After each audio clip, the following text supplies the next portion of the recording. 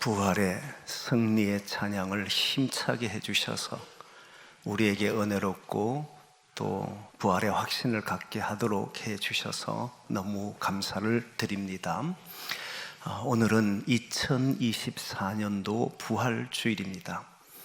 부활주일 이 아침에 여러분들과 함께 나누고 싶은 말씀은 사도행전 17장의 말씀을 가지고 다시 듣기를 원합니다 라고 하는 제목으로 말씀을 나누려고 합니다. 오늘 본문의 말씀은 바울이 전도 여행을 3차례 다닙니다. 그 3차례 다니는 중에 두 번째 전도 여행 가운데 아덴이라고 하는 곳에 도착했을 때 일어난 사건의 내용입니다. 아덴은 지금은 그리스의 수도인 아테네입니다.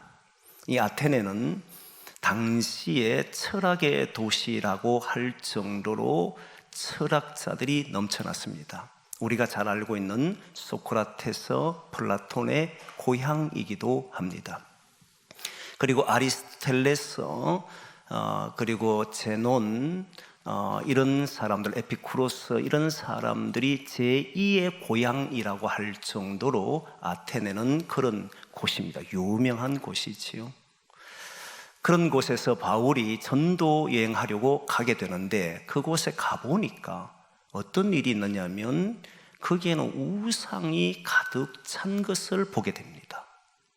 두 개를 보는데 하나는 우상이 가득 찬 도시, 또 하나는 성적으로 뿐만 아니라 윤리적으로 도덕적으로 타락된 도시를 보게 됩니다. 철학의 도시가, 지식이 넘쳐나는 도시가 우상과 도덕에 타락된 그 현장을 목격하고는 바울이 거기에서 의분이 느껴지는, 분을 느꼈다는 표현이 있습니다. 이 도시에서 그는 복음을 전하려고 합니다. 그랬더니 사람들이 바울과 논쟁이 벌어집니다. 바울은 이 도시를 바꿀 수 있으려고 하면 부활하신 예수, 죽은 자 가운데서 살아나신 예수를 전하는 것이라고 해서 예수와 부활을 전하게 됩니다. 그래서 회당에 들어가서는 거기에 모인 많은 유대인들 뿐만 아니라 회당에 있는 사람들과 예수와 부활에 대한 이야기를 했고 토론이 벌어졌습니다. 그리고 시장에서는 나와서 시장 가운데 다닐 때는 수많은 사람과 마찬가지로 예수와 그의 부활을 가지고 토론하기 시작합니다. 논쟁하게 됩니다. 그러자 시장 가운데에서 에피쿠로스 철학자들과 그리고 스토아 철학자들이 함께 합류해서 바울과 논쟁이 벌어집니다. 끝이 나질 않았었어요. 그렇게 되자 사람들이 바울을 데리고 아레오파고라고 하는 곳에 데려갑니다. 이곳은 언덕이 있는 곳인데 모든 사람이 모여서 공개적인 토론을 하거나 법정 판단을 내릴 때 그곳이 바로 아레오파고라는 곳입니다. 여기에 데려가서 공개적인 토론이 이루어지게 됩니다. 잘못을 나누게 되지요.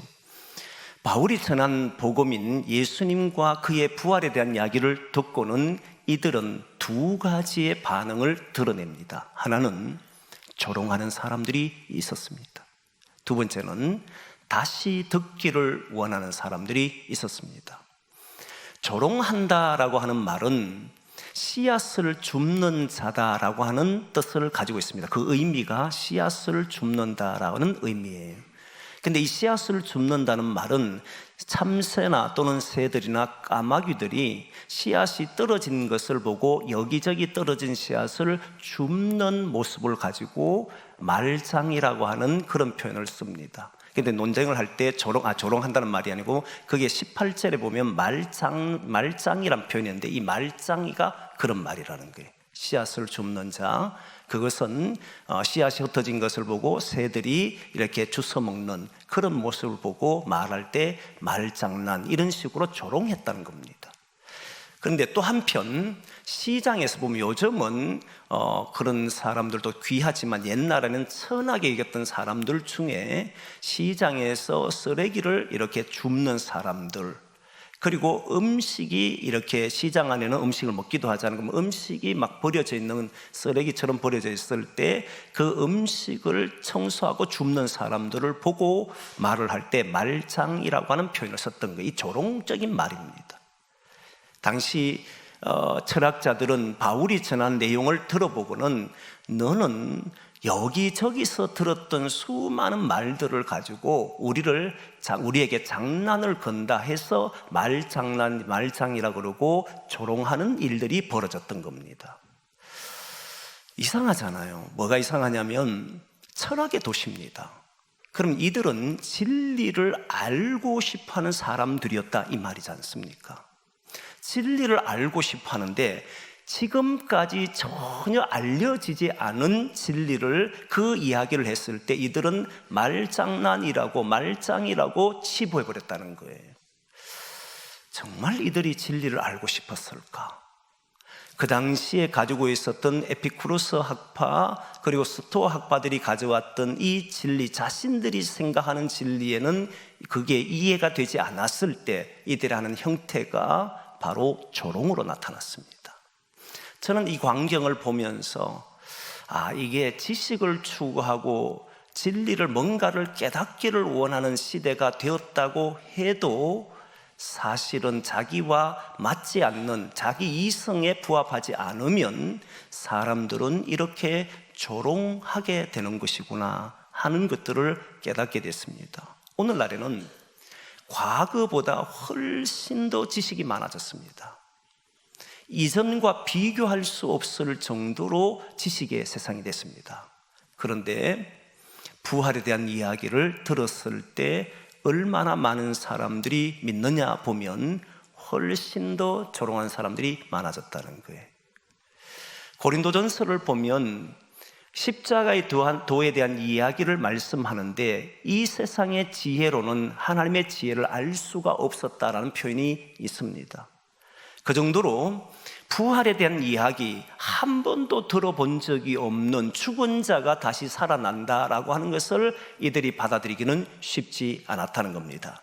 그 시대를 지배하고 있었던 것은 플라톤의 사상 중에 육은 악하고 영은 선하다라고 하는 이 개념이 있었고, 그러나 바울이 와서 이 육신, 몸이 부활한다는 이야기를 했을 때 그 생각을 받아들일 사람은 거의 없었습니다. 그래서 지금까지 바울이 전도했던 모든 곳에는 많은 사람이 예수님을 믿었습니다. 그런데 아덴만은, 이 아테네 도시만은 예수 믿는 사람이 거의 없었습니다. 몇 명밖에 되질 않아요. 그 정도로 복음을 전하기 어려웠던 곳이 아테네라는, 그 이유 중에 하나가 지식 때문이었습니다. 철학의 도시라고 하는, 알면 알수록 새로운 것을 아는 것이 아니라 자신이 알고 있는 것과 부합되지 않았을 때 거부하고, 심지어는 지식이 모자란다는 생각 때문에 잘못되었다라고 해서 조롱하는 사람들이 있었다는 거예요. 오늘날 우리의 시대가 저는 그렇다고 생각합니다. 점점 신앙에서 떠난 사람이 많습니다. 기독인들조차도 과연 부활에 대한 확신을 얼마나 가지고 살까라고 하는 생각이 들 만큼 어려운 시대에 사는 것은 분명합니다. 젊은이들이 교회를 떠나갑니다. 이성이 있는 사람들은 점점 이 사실을 믿으려고 하지를 않습니다. 그게 오늘날 시대고 철학의 도시였던 아테네의 현 주소였다는 거예요. 그런데 거기에도 예수 믿는 사람은 있었던 겁니다. 소수지만, 지극히 작은 소수에 불과하지만 거기에서도 예수님 믿는 사람이 있었습니다. 그들이 어떻게 믿게 되었느냐라고 보니까 그들 또한 플라톤의 사상에 사로잡혀 있었음에도 불구하고 믿을 수 있었던 것은 오늘 본문에 보니 다시 듣고 싶어하는 사람들이었다는 거예요. 사랑하는 성도 여러분, 이 다시 듣고 싶다는 것은 여러 가지 의미를 가지고 있습니다. 너무 이해할 수가 없어서, 너무 도저히 받아들일 수가 없어서 다시 한번 들어보자라는 경우도 있을 것이고, 또 다른 경우는 지금 논쟁이 끊이지 않고 있으니까 속히 종결을 하고 싶은데 다시 들을게, 다시 듣고 싶으니까 그때 이야기하라고 해서 종교를 시키려고 하는 마음에서도 비롯된 것이라고 말하는 이도 있습니다. 근데 저는 그렇게 보기보다는 진리의 말씀에 대해서 듣고 싶어하는 사람이 있었다고 봅니다. 그 사람이 소승교예요. 오늘 부활주일 아침에 왜 이 본문을 가지고 말씀하냐면, 오늘날 부활에 대한 확신이 점점 사라지고 있는 이때, 많은 사람들이 지식에 넘쳐나고 이러한 때에 부활신앙으로 살아가지 않는 때에 저와 여러분들이 부활의 확신을 갖고 살기를 원해서 그랬습니다. 그래서 이 본문을 정한 거예요. 이 시대에 우리는 어떻게 해야 할 것인가? 다시 듣기를 원해야 한다는 거예요. 사실 목회자로서 가장 어려운 기간이 있다면 사순절 기간과 종료주일 그리고 고난주간 부활주일입니다. 왜냐하면 같은 내용을 적어도 10번 이상은 해야 합니다. 사순절 5주 그리고 종료주일 고난주간 새벽기도 5일, 그러니까 많은 시간을 고난에 대해서 이야기하고 매년 부활에 대한 이야기를 합니다. 그러면 고민이 돼요. 새로운 말씀 어떻게 찾아낼 것인가? 분명히 고난과 부활이라고 하는 것은 분명한데 이것을 우리 시대에 어떻게 살려낼 것인가가 고민인데, 한 주가 아니라 적어도 10번을 해야 되기 때문에 그 고민은 실로 깊을 수밖에 없습니다. 그럴 수밖에 없지 않나요? 그런데 오늘 본문을 보니까 말씀은 다시 듣고 또 들어야 하는 것이구나. 부활과 예수님이 우리를 위해 십자가 지신 이 고난의 모습은 우리가 잊어야 잊을 수 없는 것이고, 신앙인은 여기에서 비롯되기 때문에 이 신앙으로 살아가려고 하면 부활에 대한 말씀을 또 듣고 들어야 되구나. 그래서 1부, 2부, 3부 예배도 부활에 관한 이야기고, 오후 예배도 부활에 관한 이야기고, 오늘 스타디움에 가서 부활절 연합 예배를 드리면서도 거기에서도 부활에 대한 이야기입니다. 이 부활의 이야기를 들음으로써 우리의 신앙이 점점 명확해지고 뚜렷해지고 확신 가운데서는 저와 여러분 되기를 소망합니다. 부활 신앙을 갖게 되면 어떤 일이 벌어지는가? 죽은 자의 부활에 대한 바울이 복음을 전할 때, 바울은 부활이 없다면 우리는 세상에 가장 헛된 일을 한 사람이 되고, 죽은 후에 다시 살아나는 것이 없다면, 죽고 모든 것이 끝나는 세상이 된다면 우리는 이 세상에서 가장 불쌍한 자라고 고린도전서 15장에 그렇게 이야기를 합니다. 가장 불쌍한 자라는 거예요. 부활신앙이 가져다 주는 위력은 오늘 아덴이라고 하는 지역, 아테네라고 하는 지역에서 있었던 사건과 연결해보면, 바울이 내려가서 아테네에서 있었던 것이 두 가지라 했잖아요. 하나는 우상이 넘쳐났던 곳이고, 하나는 도덕적인 타락이 있던 곳이다. 지식이 있는 곳에, 진리를 추구하는 곳에 이런 일이 있었다는 거예요. 근데 바울은 부활이 있는 사람들은, 부활의 확신을 갖고 사는 사람들은, 부활의 신앙 있는 사람들은 우상에서 벗어난다는 겁니다. 여러분, 우리 사회가 예전에 미신적 사회였습니다. 미신에 굉장히 사로잡혀 살았습니다. 그런데 기독교의 복음이 들어옴으로써 이 세상은 미신에서 많이 벗어났습니다. 그러나 이상한 일은 오늘날 이렇게 많은 지식이 넘쳐나는 세상이 되었음에도 여전히 우상과 같은 미신적인 사고에 사로잡혀 사는 사람들이 많다는 사실이, IMF 터지고 난 뒤에 우리 주변에는 점집들과 그런 일들이 무당들이 넘쳐났습니다. 코로나19 이후에 사람들이 어려워지자 그렇게 지식 있는 사람들도 잘못된 일들에, 잘못된 생각에 빠져서 살아갑니다. 특히 오늘날에는 황금 만능주의라고 해서 물질만 있으면 마치 자기의 삶을 구원할 수 있는 것처럼 말합니다. 돈이 모든 것을 해결해 줄 수 있는 것처럼 생각하고 살아갑니다. 지식 있는 이 사회가 그렇게 생각한다는 거예요. 그런데 부활하신 주님을 믿는 사람, 다시 말하면 죽음 이후에 새로운 삶이 있다라고 하는 사람들은 이 우상에 빠져서 살지 않는다. 다른 것을 의지하지 않는다. 우리의 구원은 물질도 아니요, 다른 사상도 아니요, 다른 어떤 미신도 아니요, 다른 어떤 점도 아니요, 어떤 것도 아니라 바로 부활하신 주님에 의해서 우리의 삶은 새로워지고 구원이 된다는 사실을 믿는다는 거예요. 이 부활을 가지고 있는, 부활의 신앙을 가진 사람들이 우상에서 벗어납니다. 다른 것을 의지해서 살아가려고 근심 걱정하는 속에서 모두 극복해냅니다. 그게 부활을 믿는 사람들의 특징이라는 거예요. 두 번째는 부활의 신앙을 가지고 있는 사람, 다시 말하면 우리가 죽어도 다시 산다라고 하는 믿음을 가지고 있는 사람은 이 세상의 모든 소망을 두고 살지를 않습니다. 따라서 윤리적으로, 도덕적으로 타락하는 것을 막아줍니다. 부활신앙은 이 세상의 욕망을 이겨내도록 만들어줍니다. 우리의 삶이 저 천국을 바라보고 살고 이 세상의 모든 것이 끝이 아니라 완전히 새로운 세계라고 하는 죽음 이후의 세계를 믿는 것이 부활인데, 그렇다면 오늘 우리가 누리는 인간적인 욕망과 쾌락을 이겨낼 수 있는 신앙이 부활신앙이라는 거예요. 그렇지 않으면 세상에 놓여서 세상의 쾌락을 위해서 살아갑니다. 그저 즐기는 일에, 그저 내 욕망을 채우는 일에 살아가지만 저 천국이 있다는 사실을 믿고 죽음 이후에 부활이 있다는 사실을 믿는 사람들은 우리를 도덕적인 타락으로, 자기를 타락하는 곳으로 몰아넣지를 않습니다. 우리 시대를 보시면 부활을 믿는 사람이 점점 줄어들고 있는 이 시대를 보면 성적인 타락이 여기저기에서 나타납니다. 그리고 이해할 수 없는 행동을 하는 사람도 많아졌습니다. 왜 그렇게 많이 알고 있으면서도, 깨닫고 있으면서도, 많이 배웠으면서도 그 일에서 벗어나지를 못하는 것일까? 그것은 이 세상에서 벗어날 수 있는 구원의 길을 모르기 때문에 그렇습니다.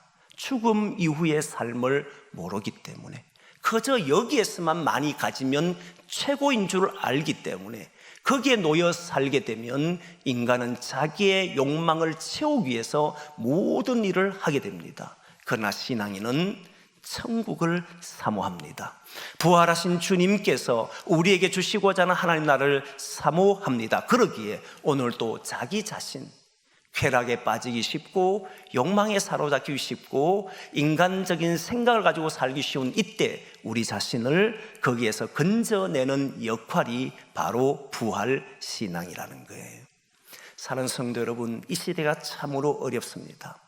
많은 사람들이 신천지 또는 잘못된 이단들, 그리고 우상들, 잘못된 것을 의지하고 있는 이때에 우리가 부활의 신앙을 가지고 이 세상에 바울이 아테네에서 복음을 전했던 것처럼 우리가 그 복음을 전할 수 있기를 소망합니다. 그리고 지금 타락되어 가는 이 세상, 너무나도 문란해져 버린 이 세상 속에 기독인들이 부활의 신앙을 가지고 그 신앙으로 우리는 죽어서 다시 산다는 믿음을 가지고 이 세상에 어두워져가는 세상을 밝힐 수 있는, 그것을 막아낼 수 있는 사람들이 저와 여러분 되기를 소망합니다. 이제 그래서 성만찬에 참여하려고 합니다. 이 성만찬은 예수님의 살과 피입니다. 여러분, 성만찬을 예수님이 십자가 달려 돌아가시기 직전에 행하신 것으로만 기억하면 안 됩니다. 그럼 우리는 슬픔 속에 빠져요. 여러분, 이 성만찬은 결단의 시간입니다. 여러분, 이 성만찬은 부활하신 주님께서 부활하시고 난 이후에 제자들과 함께 하시는 방법으로 내가 너희와 함께하고 내가 너 안에, 너희가 내 안에 있는 그 기념으로 떡과 포도주를 나눴던 겁니다. 주님의 생명 안에 우리가 있다는 말은 이 세상의 잘못된 철학과 잘못된 사상으로 사람들이 거기에 빠져 있을 때, 그 다음 윤리적으로 도덕적으로 타락되어간 이 세상 속에서 예수 믿는 사람들은 주님이 나와 함께 하심을 믿고 부활하신 주님과 함께 이 세상을 잘못된 곳에서 벗어나게 하겠노라고, 그리고 이 땅을 밝히며 살겠노라고 하는 그 결단이 이 성만찬에 참여하는 의미입니다. 함께 이 성만에 참여하면서 결단할 수 있기를 소망합니다. 여러분들의 주어진 인생을 헛되이 보내지 마시고 이 세상을 밝히는 일에, 어두워져가는 이 세상을 어둠의 길이 아니라 생명의 길로 가는 일에 주님이 하셨던 것처럼 우리도 그 길을 향해 걸어가기를 소망합니다. 그래서 이제 성만찬 참여하겠습니다. 우리 같이 한번 통성으로 기도하는데 이 시간 성령의 임재를 바라면서 기도하겠습니다. 성만찬에 참여한 저와 여러분은 이 세상을 밝힐 의무를 가지고 있습니다. 예수 그리스도의 사랑을 받은 사람들은 사람들이 잘못된 길을 걸어갈 때 지적과 잘못된 것을 야단치는 것이 아니라 거기에 빛이 있음을, 우리를 통해서 주님의 생명이 있음을 보여주는 사람들입니다. 오늘도 산증인이 되도록 우리 같이 한번 동성으로 기도하고 예수님이 우리와 함께, 우리가 주님 안에 함께 있기를 원합니다. 결단하며 이 시간 성만찬에 참여하도록 하겠습니다. 같이 기도하겠습니다.